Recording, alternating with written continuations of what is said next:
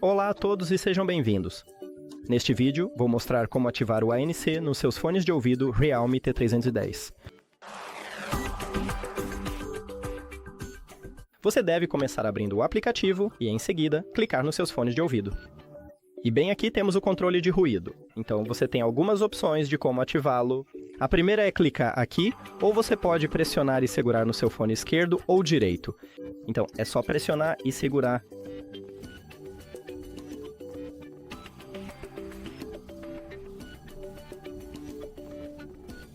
E como você pode ver, eu alterno entre os modos, então é isso. Você pode ativá-lo por um gesto. É isso. Obrigado por assistir a este vídeo. Se achou útil, por favor, considere se inscrever no canal e deixar um like no vídeo. Isso é muito importante para nós. Até a próxima.